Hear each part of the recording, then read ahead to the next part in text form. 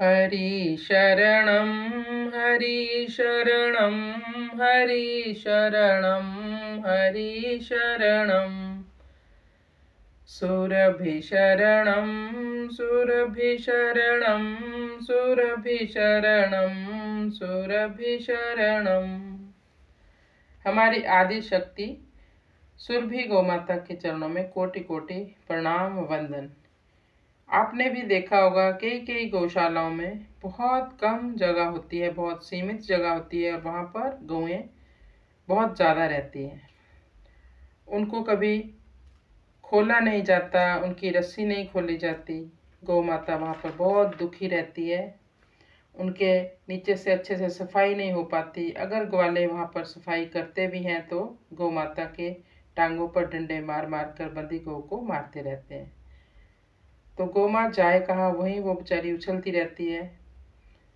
चाहे उनको खाना पानी अच्छे से मिल रहा है पर उतनी अच्छी रहने के लिए उनको जगह नहीं है। ऐसा ना करें, आदर्श गौशालाएं बनाएं।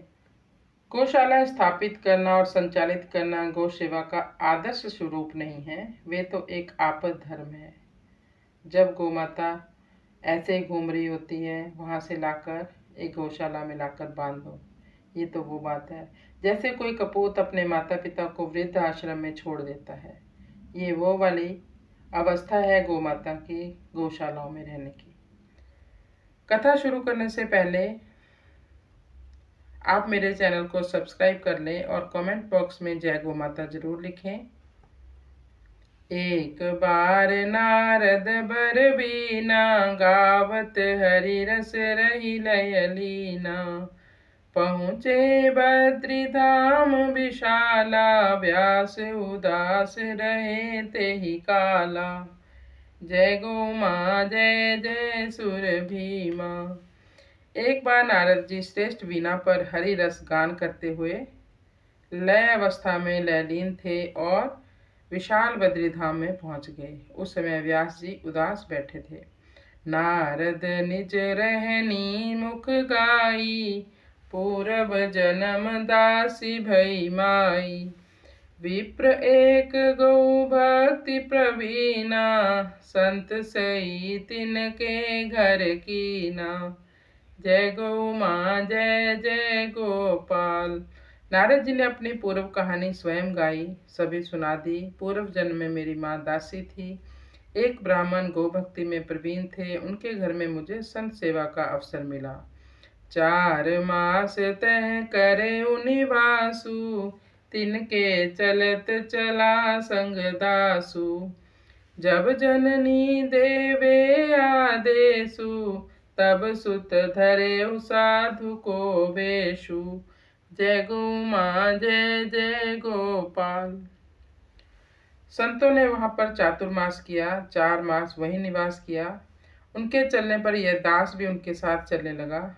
फिर उनमें से कई बाबा लोग बोले, जब माँ आदेश दे, जब माँ आपको आज्ञा दे कि साधु वेश धारण करो, तभी आपको चलना चाहिए, साधु वेश धारण करना चाहिए। दोहन धेनु गई जब माई, तहाँ काल व्याल बनी आई। उत्तर दिशि उत्तर मिली शंका, विपिन बसो ऋषि मुनि निशंका।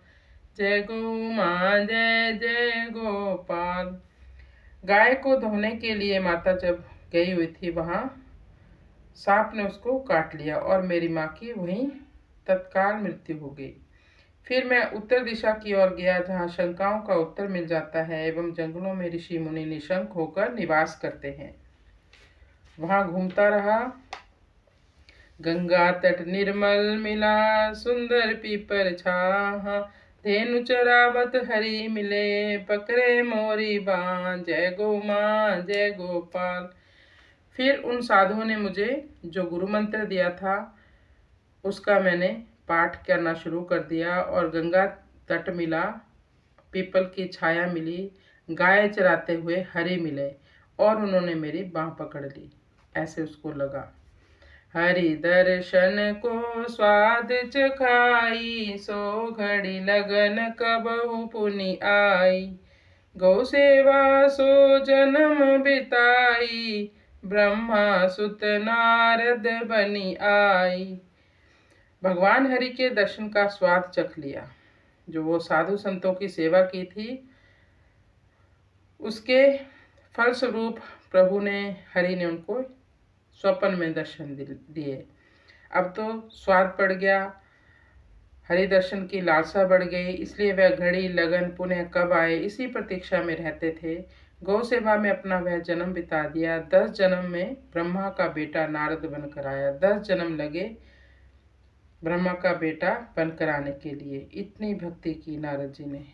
सब संबंध गोविंद निभाई, तृण सम जीवन गौ संग पाई। मिटे अहम सब दोष नसावा, अति दुर्लभ भक्ति बर पावा। जय गौ माँ जय जय सुर भीमा। सारे संबंध गोविंद निभाते हैं। गौ माता के कारण जीवन तृण के समान बन जाता है। अहम मिटने पर सारे दोष मिट जाते हैं। अति दुर्लभ भक्ति का वर पा लिया है। परमानंद मगन दिन राती, सदा धेनु शुभ कथा सुहाती। जगत मिटे जगदीश्वर शेषा, धन्य जन्म धरनी सो देसा। जय गौ माँ जय जय सुर भीमा। परम आनंद में दिन रात मगन रहता हूँ। हमेशा ही धेनु की शुभ कथा सुहाती है। जगत के मिटते ही जगदीश्वर शेष रहता है। जब हम अपना मन जगत से हटा लेते हैं तो प्रभु हमारे सामने रहते हैं। वह जन्म धरती और देश धन्य है जहाँ जगत मिट जाता है। रोम रोम निक से ब्रह्म ज्ञानु, नारद कहा धेनु सन मानु। धन्य देव ऋषि जान प्रभाऊ, भगत प्रहलाद गर्भ जहि पाऊ। जिस गौमाता के रोम रोम से ब्रह्म ज्ञान निकलता है, जिसमें 33 कोटि देवी देवताओं का वास है, नारद जी ने कहा उस धेनु का सम्मान करो। देव ऋषि नारद धन्य हैं जो गौ के प्रभाव को जानते हैं। जिस ज्ञान को भक्त प्रहलाद ने माँ के गर्भ में ही जान लिया था। गौ की महिमा जान के रचे भागवत व्यास, पूर्ण काम भयो तब प्रगटे ही उल्लास। जय गौ माँ जय गोपाल। गौमाता की महिमा जानकर व्यास जी ने भागवत की रचना की, तब पूर्ण काम हुए एवं हृदय में उल्लास प्रकट हो गया। द्रौपदी चरित सुमंगल पावन, सुनत सदा कलि कलुषन सावन। अच्छे पात्र भानु को जानो, सदा संग धेनु सन मानो। जय गौ माँ जय जय गोपाल। द्रौपदी का चरित्र पवित्र सुंदर मंगल करने वाला है, जिसको सुनने से सदा कलयुग का पाप नष्ट हो जाता है। जिसने सूर्य का अक्षय पात्र गाय को जान लिया एवं सदा ही साथ रखकर गौ माता का सम्मान किया। गौ सेवा लगी गौ बनि जाई, द्रोण पुत्र करि दया छुड़ाई। कर्म निषिद्ध कियो अति दीना, तब से विप्र भये मनिहीना। जय गौ माँ जय जय गोपाल। द्रौपदी जी गौ सेवा के लिए गौ ही बन गई थी, इसलिए तो द्रोण पुत्र अश्वत्थामा को दया करके छुड़ा दिया था। जिस अश्वत्थामा ने निषिद्ध कर्म किया और दीन स्थिति को प्राप्त हुआ एवं तब से ब्राह्मण मणिहीन हो गए। ब्रह्म अस्त्र करि कोप चलावा, उत्तरा व्याकुल इष्ट बुलावा। प्रगटे हरि करि नहीं देरी, सो शिशु निज प्रभु गर्भ ही हेरी। अश्वत्थामा ने ब्रह्मास्त्र कोप करके चलाया। उत्तरा ने व्याकुल होकर अपने इष्ट को बुलाया। भगवान प्रकट हुए, देर नहीं की एवं जो गर्भ में बच्चा पल रहा था उसने अपने प्रभु को गर्भ में ही देख लिया था, दर्शन कर लिए थे। सो बालक विष्णु रात कहावा, जो सुनि चरित अभय सो पावा। सुंदर दर्शन जे जन करई, तिनकी पीर सुदर्शन हरई। जय गौ माँ जय जय गोपाल। वही बालक विष्णु रात कहलाया। इस चरित्र को जो सुनते हैं वे अभय हो जाते हैं। जो लोग भगवान के इस सुंदर दर्शन को करते हैं उनकी पीड़ा सुदर्शन दूर कर देते हैं। विष्णु रात रक्षित हरि, परिचित परिचित श्याम, अंतर बाहर पावहीं, जित तित लखि घन श्याम। जय गौ माँ जय गोपाल।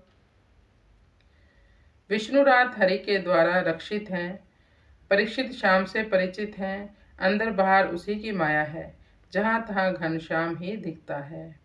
पांडव वंश नारी सनमानी, द्रौपदी उत्तर कुंती सयानी। सुरभि चरण बैठी करी पूजा, गौ गोपाल इष्ट नहीं दूजा। पांडव वंश में नारियों का बड़ा ही सम्मान है। द्रौपदी, उत्तरा, कुंती ये सभी माताएं बड़ी ही सयानी हैं। सुरभि के चरण में बैठकर पूजा करती हैं। गौ एवं गोपाल को छोड़कर इनका कोई दूसरा इष्ट नहीं है। चालीसा से वही यह रीति, चित्रकूट रत चरित सुनीति। माया को एक गुण सत भाई, सो भव पार जो से वही गाई। ईश्वर की चाल का सेवन करने की हमारी रीति है। चित्र को छोड़कर चरित्र को पकड़ना यही हमारी सुंदर नीति शिक्षा है। इसलिए हमारे यहाँ देवताओं की चालीसा होती है। हे भाई, माया का एक ही सच्चा गुण है, जो गाय की सेवा करे वह संसार से पार हो जाए। माया गुण गो पार। गौ माता ही भव से पार करने वाली है। दिवस एक सुर मंदिर आई, कुंता नयन नीर चढ़ाई। खड़े तहाँ गोकुल गिरधारी, कहे कहो क्या चाह तुम्हारी। एक दिन कुंती जी देव मंदिर यानी गोधाम में आई और अपने नेत्रों के आंसुओं को चढ़ाया। बहुत रोई। वहां श्री कृष्ण गोकुल में रहने वाले गिरे हुए को धारण करने वाले खड़े थे। कहने लगे, हे बुआ, कहो तुम्हारी क्या चाह है। सदा दुख दीजो मोहि स्वामी, विपद बनावे तब अनुगामी। कमल नयन माल कमलन की, कमल पाद पुनि नाभि कमलन की। हे स्वामी, मुझे सदा दुख दीजिए, क्योंकि विपदा तेरी अनुगामी बना देती है। विपदा में हरि की याद आती है। कमल नयन आपके गले में भी माला कमल की है, कमल का चिन्ह धारण किया हुआ है, पैर एवं नाभि पर भी कमल है। गौ द्विज संत देव रखवारू, आन उतार धरनी बड़ भारू। धन्य द्रौपदी उत्तरा धन्या, कुंता धनि धनि दो कुल धन्या। गो ब्राह्मण संत देवता के रक्षक, हे प्रभु, आकर पृथ्वी के बड़े भार को उतार दो। द्रौपदी जी धन्य हैं, उत्तरा जी धन्य हैं, कुंती जी धन्य धन्य हैं, जिन्होंने दोनों कुलों को धन्य कर दिया गौ सेवा करके।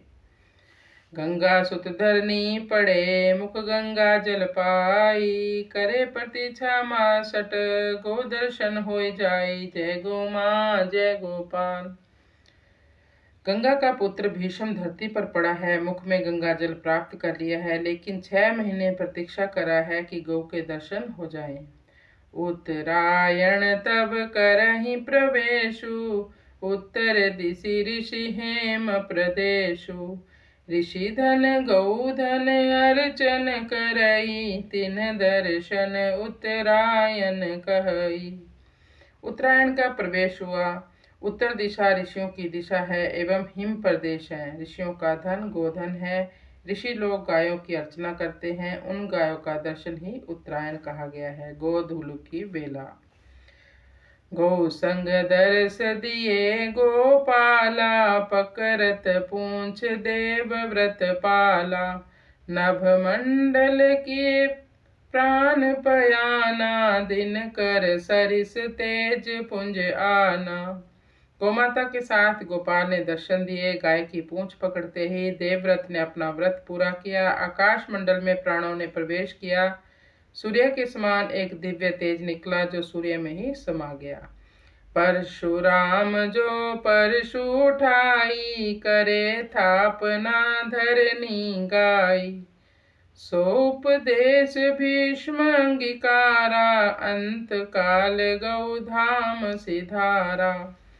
परशुराम जी ने जो फरसा उठाया उससे पृथ्वी पर गौ माता की स्थापना की। उसी उपदेश को भीष्म जी ने अंगीकार किया एवं अंतकाल में गौ को पाकर गोधाम में प्रवेश किया। आजा भरत महाभारत होई, गौ हित लागी लड़े रन सोई। गौ कन्या रक्षा हर हालू, सन्मुख लरत होई किन कालू। आर्यव्रत में जो महाभारत हुआ वह गौ के हित के लिए ही लड़ा गया। गौ और कन्या की रक्षा हर हाल में होनी चाहिए, चाहे काल ही क्यों न हो, उसके साथ ही लड़ना पड़े, चाहे ऐसे गौ कन्या की रक्षा होनी चाहिए। भूपर अतिथि स्वर्ग की, सुर सरि सुर भी जान। पातक नर समझे नहीं, सकल सुमंगल खान। जय गौ माँ जय गोपाल। पृथ्वी पर स्वर्ग से अतिथि आई है, ये हमारी मेहमान है गौ माता। गंगा और गौ को जान लो, पापी मनुष्य समझता नहीं है, जबकि ये सारे सुमंगलों की खान है। सुरभिशरणं सुरभिशरणं सुरभिशरणं सुरभिशरणं, गौ शरणं हरिशरणं हरिशरणं हरिशरणं। अपना जीवन धन्य कर लो, ये लोक और परलोक दोनों को संवार लो। गौ माता की सेवा कीजिए, मन वचन और कर्म से गौ माता की सेवा कीजिए।